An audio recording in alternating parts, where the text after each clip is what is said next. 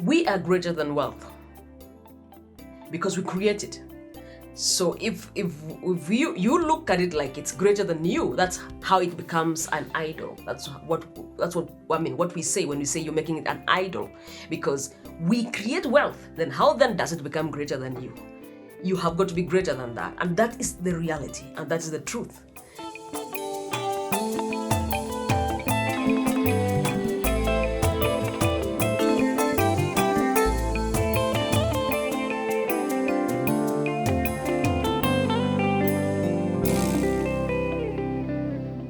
I greet you all once again in the name of our Lord Jesus Christ. Thank you so much, my people. You're always supporting me and listening to me. And I'm grateful that I'm not talking to myself. Because then when I get your feedback and the appreciation, it really encourages me to go on. So today we have a very special topic. I think, it came like an emergency, like you must share this. And it's about the issue of stewardship of God's riches. I'm going straight to the message that I received in my spirit.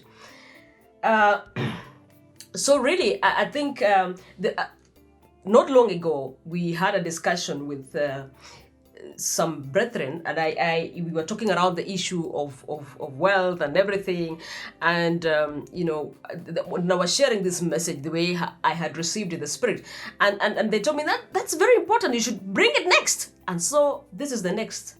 I'm now bringing it. So actually, God was kind of speaking to my spirit, and I know this is where majority of us, or all of us, are. Sometimes we underestimate, or rather it doesn't occur to us how wealthy and lavish our God is. But the message was that we need to be ordinary in the extraordinariness of God. That we be ordinary in God's riches, in God's plenty. What I mean is, let me try and explain, according to how I perceived it in my spirit, that when God opens, when He opens the heavens on you, you should not feel like you don't deserve it. Like this is not for me. This is too much. No, remain ordinary. You deserve it. Take it with grace. Another side of it is that when heaven opens on you, do not feel like now you are flying in the clouds. Hauko na sisi tena. Like, yeah. So you've got to remain there. Like the way I'm breathing. Nothing should really shake you off your feet. And I think this is usually the biggest reason why, how do I explain it?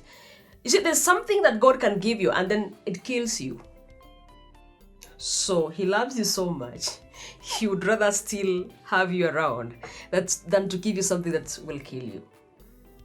So there's an urge in the spirit for us, even as we prepare for God's plenty, because there's a promise, there's a spiritual, what do I call it? There's a spiritual situation for the saints moving forward, and with the revival that is coming. You will be blessed beyond your imagination. But when you get there, watch this, remain ordinary. Now, let me say something about, go on there, or on the issue of wealth. That we should be careful that wealth does not define us. Rather, we define wealth. Because surely we create wealth. So how can what we create become greater than us? If you are in a place where wealth is greater than you, then you have a problem. Because we've got to be greater. We are bigger than wealth. We are more important. You are more important than wealth. And so therefore, wealth should be a means to a goal, not a goal in itself.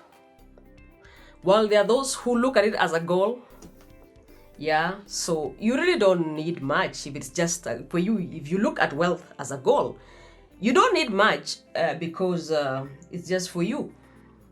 So as I was saying, let me repeat again for emphasis, is that we are greater than wealth because we create it. So if you look at it like it's greater than you, that's how it becomes an idol. That's what I mean, what we say when we say you're making it an idol. Because we create wealth, then how then does it become greater than you? You have got to be greater than that. And that is the reality, and that is the truth. Now, so the problem with becoming excited with the issues of wealth, that's when God is teaching us to be ordinary in His extraordinary, is that if we become excited, you settle for little.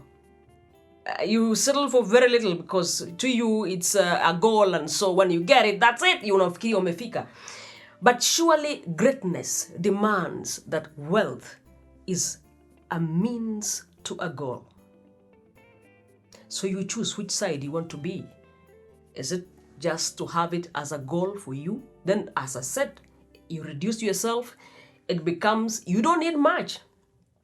It's just for you and perhaps your family there. You don't need much. You can use much in your lifetime. And we know that. So if you move with the greed of somebody who has the transformational mind, you want to squeeze it into that mentality of having wealth as a goal, then we create wastes. And that's where you encounter something called vanity of vanities. Because you can only use much. You will hustle around, at the end of the day, just leave it. Yeah. Because for you it was a goal. And so when you get it, you can only use much. Are you seeing that? So my encouragement here is as much as possible. And I pray that God moves our hearts in such a manner that we can look at wealth as a means to a goal, so that we become transformational in nature. And the desire, therefore, for us Christians is to influence the world for Christ. So wealth becomes a means of influencing the world for Christ. The Bible says, them that know their God will do exploits. That is somewhere in Daniel 11:32. Doing exploits, some other version says, will carry out great exploits, shall be strong and take action. Take action to do what? To resist evil. And you need money. You need to work. And it becomes the means to that mission to influence the world for Christ. I was having a discussion with another sister. She's called Nora. I know she'll be watching this. And we were talking about the 7 mountains of societal influence. And we really need to know about these 7 mountains. We realize that sometimes Christians, we dwell on one mountain. And the rest of the mountains, we have left it to I don't know who. So I want to just take this opportunity to share a bit on that, very generally, and I will expect that you will be curious and want to study on your own. What are these 7 mountains and what is it about? So there are 7 mountains really of societal influence that we need to take up. One of them is family. The other is spiritual. Religion, but spiritual in our case.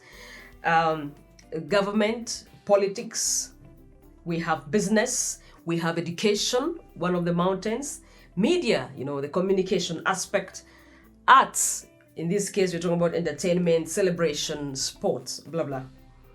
Yes, so these are the mountains of influence in every setup in the society. Anyone who occupies these mountains has, chances to influence. And we need wealth as a means. In that case, looking at that, you can understand what I mean by saying that wealth should actually be a means to a goal. It cannot be a goal in itself. And our God knows that. He has given us the keys to access these mountains. We've got the keys. He has given us power and authority. That is a beauty about our God. He does not give you an office without portfolio. That's normally you given an office and you're just hanging there. No, with Christ, He has given us the ability, the power and authority to execute and to carry out the Great Commission. We have got the keys. So it's a question of us really believing in ourselves and positioning ourselves correctly so that we can take up these places. So far we are doing so well. Okay, I'm not sure about the spiritual mountain. I'm not sure, because I like to explain something here that has been bothering my spirit. That when we go to the church, for example, sometimes we get this misleading that now that you have been praying so hard, you will walk out and just get a plot, a shamba for yourself. Now that you've been praying so hard, you just walk out there and there's a vehicle waiting for you and somebody will just... No, well, there are miracles, I know, but let us not misuse the place of spiritual nourishment. Seriously, we go before God for spiritual nourishment. Now, when you are spiritually alert, this is my emphasis, when you are spiritually healthy, because life is spiritual, that is very important. When you are in that place, now walk out. Take the power and the strength and the knowing of the Spirit that is within you and begin to work. Begin to work. You know what? The blessings are here on the ground. The rain will come, the rain to fall on your blessing, but you have got to do exploits. You've got to do the exploits. And let us not mislead each other on things of how we can create wealth or how we move to a position of financial independence. Please, let's not mislead each other. Let us know there's a place for spiritual and there's a place for all the other things. But to me, the most important part is the spiritual part. You begin there. Yes, you begin there because that's what gives you the eyes. Because life is spiritual. How do you then see what is happening? If you are not awake, if your eyes are not open, I mean spiritual eyes. If your spiritual eyes are not open, your spiritual ears are not open. If the spirit man in you is not alert, how do you see these things? So we go there for spiritual equipping and nourishment and revelations. Now when you get out there, you'll be surprised. Something has been moving in front of you. You have never known this thing can be money. It's amazing. It's amazing. So that's what we mean when we talk about God revealing things in the secret places, the treasures that are hidden. That's actually what he means. So if you seek him and you don't dwell in that secret place with him, he will show you those hidden treasures of this world. And so we should not misunderstand and think that once you have prayed and you have done all the fasting and everything, now you walk out, now there'll be something good just waiting, dropping from the sky. It does not work like that. Let's agree. This does not work like that. Otherwise, it does not make sense then for God to tell us that we will have to sweat for us to eat. You see that?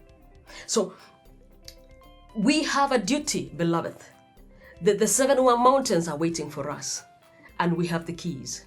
But when we get there, even as God empowers us in terms of wealth, let's remain ordinary.